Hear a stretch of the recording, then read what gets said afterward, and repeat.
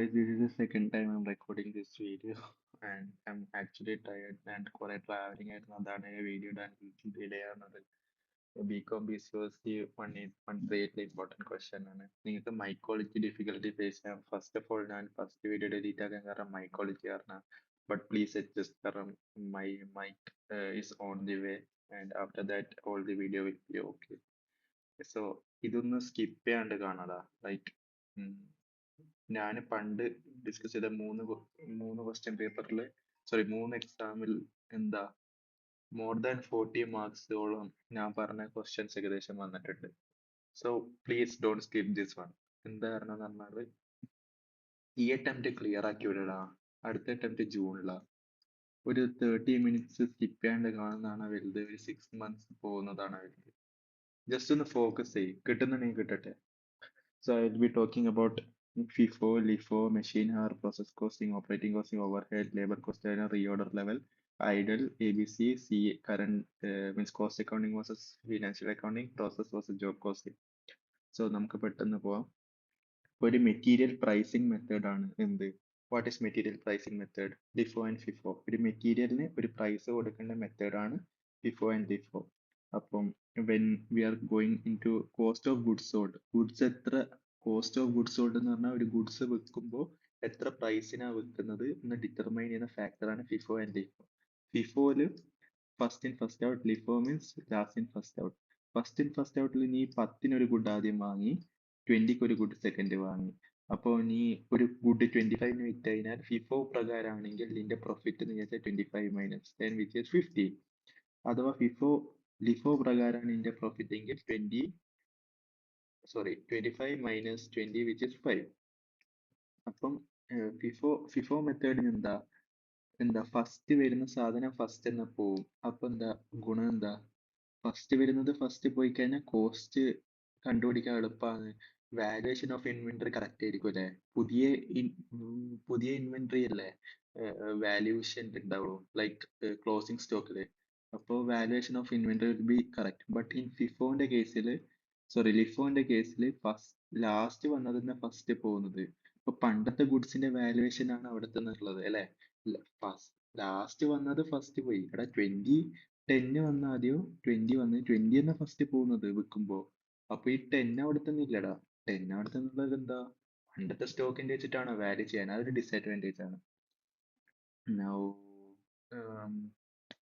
Advantage disadvantage നമുക്ക് പെട്ടെന്ന് പോവാം. അഡ്വാൻറ്റേജ് ആൻഡ് ഡിസഡ്വാൻറ്റേജ് മീൻസ് ഫിഫോക്ക് അതിൻ്റെതായ അഡ്വാൻറ്റേജ് ഡിസഡ്വാൻറ്റേജ് പ്രൈസിംഗിൽ വരുന്നത് എങ്ങനെയാണ്?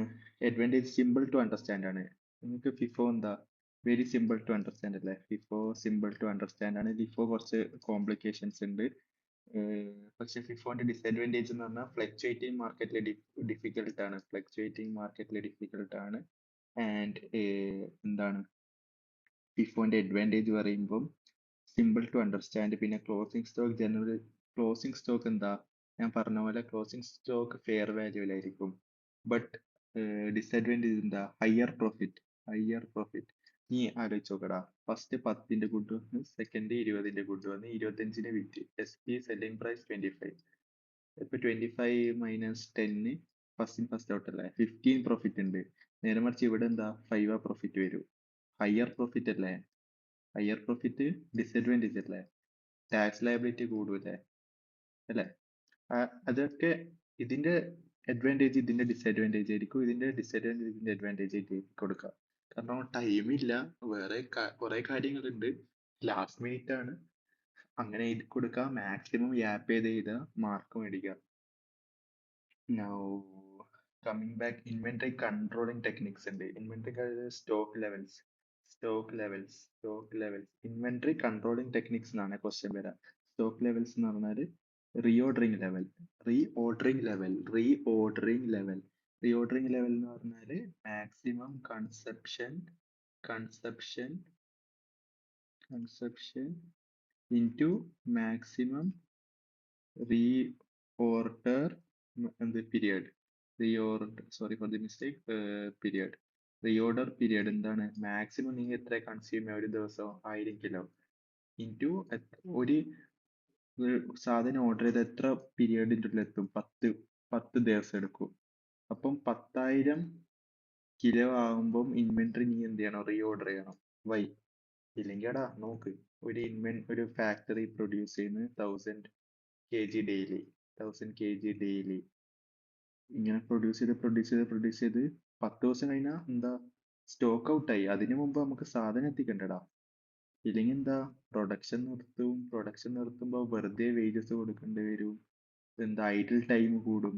ഐഡിൽ ടൈം ഓർത്ത് വെക്കണേ. ഇങ്ങനത്തെ ഒരു ക്വസ്റ്റ്യൻ വരാം. ഐഡിൽ ടൈം കൂടി എന്താ, പ്രോഫിറ്റ് കുറയും. പ്രോഫിറ്റ് കുറഞ്ഞ എന്താ, കുറേ കോസ്റ്റ് കൂടും. ഇങ്ങനെ കുറേ പ്രശ്നങ്ങൾ ഉണ്ടാവും. Now comes economic order quantity. എങ്ങനെ ഓർഡർ ചെയ്യണം? എത്രയാണ് എക്കണോമിക് ഓർഡർ ക്വാണ്ടിറ്റി? എത്രയിൽ ഓർഡർ ചെയ്യണം? ലൈക്ക് ഓർഡറിങ് കോസ്റ്റ് ഉണ്ടാവും, ഹാൻഡ്ലിങ് കോസ്റ്റ് ഉണ്ടാവാം. ഹാൻഡ്ലിങ് കോസ്റ്റ് മീൻസ് എന്താണ്? ഇൻവെന്ററിയിൽ വെക്കേണ്ട കോസ്റ്റ്, ഓർഡർ ചെയ്യുമ്പോൾ ഇത്ര കോസ്റ്റ്. അപ്പൊ എത്രയിൽ ഓർഡർ ചെയ്യണം എന്ന്, ഇതാണ് എക്കണോമിക് ഓർഡർ ക്വാണ്ടിറ്റി. നൗ നമുക്ക് സെക്കൻഡ് ക്വസ്റ്റ്യൻ, മെഷീൻ MHRലേക്ക് പോവാം. മെഷീൻ ഞാൻ ഇതിൽ കുറച്ച് നിങ്ങൾക്ക് ഡിഫിക്കൽട്ടായ ഭാഗങ്ങളാണ് പഠിപ്പിക്കുന്നത്. നിങ്ങൾ what is cost accounting, benefits of cost accounting, അങ്ങനെ സിമ്പിൾ കാര്യങ്ങളൊക്കെ നിങ്ങളൊന്ന് എങ്ങനെയെങ്കിലും പഠിക്കാൻ നോക്കുക. അതൊക്കെ ക്വസ്റ്റ്യനിൽ എന്തായാലും വരും. അതിനായി ഇവിടെ പറഞ്ഞ സമയം കളയുന്നില്ല. Machine hour is the overhead rate ആണ് for running a machine for 1 hour.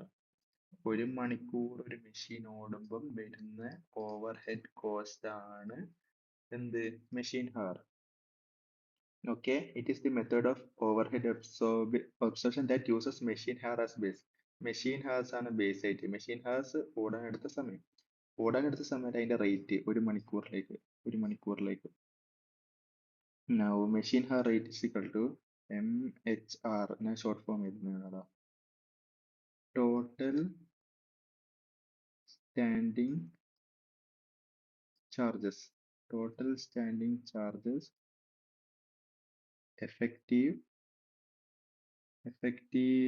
working hours plus total variable charge per hour. Total standing charge, ഒരു മെഷീൻ റൺ ചെയ്യുമ്പോഴുള്ള ടോട്ടൽ ചാർജ്, എഫക്റ്റീവില് എത്ര വർക്ക് ചെയ്ത്, പ്ലസ് ഒരു വേരിയബിൾ ചാർജസ് എല്ലാം വരില്ലേ. ഇതാണ് എന്ത്? മെഷീൻ ഹവറിന്റെ ഫോർമുല. ഓർത്ത് വെക്കണേ, ബേസിക് മനസ്സിലാക്കുക. ടോട്ടൽ എത്ര സ്റ്റാൻഡ് ബൈ ചാർജ് ഉണ്ട്, ബട്ട് എത്ര മണിക്കൂർ ഓടി, പിന്നെ അതിൻ്റെ കൂടെ വേരിയബിൾ ചാർജ് ആഡ് ചെയ്യാം. ഓക്കെ, അഡ്വാൻറ്റേജ് ഡിസഡ്വാൻറ്റേജ് പഠിക്കാം. Advantage of M H R എന്താണ്? ആക്യുറസി ഉണ്ടാവും. ആക്യുറസി എന്താ, മോർ ആക്യുറേറ്റ് ആണ്. കാരണം പെർഫെക്റ്റ് എത്ര മെഷീൻ എത്ര ഓടി വെച്ചിട്ട് നമുക്ക് ഓവർ ഹെഡ് ചെയ്യാലോ. പിന്നെ ഐഡിൽ ടൈം കോസ്റ്റ് ഇപ്പൊ കണ്ട, നിങ്ങൾ ഫിക്സ്ഡ് ചാർജും കാൽക്കുലേറ്റ് ചെയ്ത് വേരിയബിളും കാൽക്കുലേറ്റ് ചെയ്ത്, അപ്പൊ എന്താ, കോസ്റ്റ് ഓഫ് ഐഡിൽ ടൈം നിങ്ങൾക്ക് കണ്ടുപിടിക്കാൻ പറ്റും. Cost of idle time. പിന്നെ ലിമിറ്റേഷൻ